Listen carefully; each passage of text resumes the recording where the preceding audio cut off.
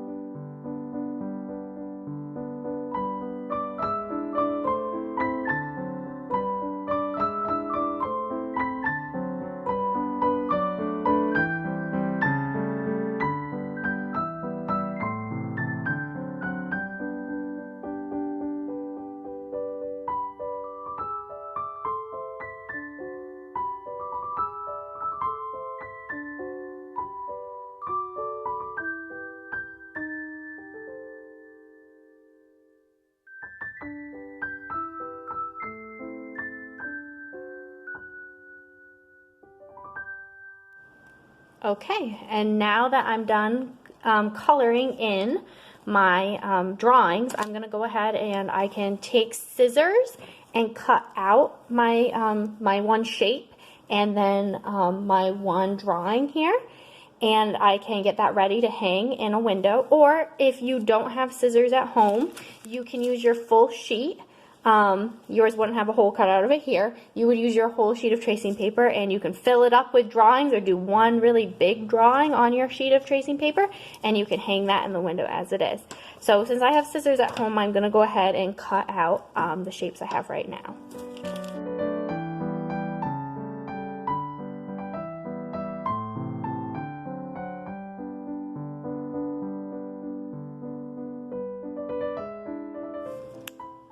Okay, my sun catchers are now ready to hang in a window. So there's a couple ways to hang your sun catchers in a window. The first way is to get some clear tape like this and use small pieces. You don't want to put too much on your window, just small pieces on the edges. You can even break a piece up like that, and you can just put a little bit of tape on the top and the bottom of your sun catcher, and you can tape that in a window, and I'll show you a picture of what that looks like at the end of the video. So that's one way. The other way is to, if you don't have tape, is to take your artwork and fold it slightly and use scissors or something else pointy, like a pencil would probably work really well also, and just make a little slit, make a little hole, and then get some string and make a little hanger. So I've gone ahead and got some string, and you can thread your string through a hole, pull that through. You can tie your string at the end here, and then you can find somewhere to hang this in your window. Most of the, a lot of windows have little tabs at the top, which is how you lock your window shut. Those little tabs are perfect for hanging little sun catchers on. So I'm going to go ahead and hang these in my window, and then I will show you what that looks like.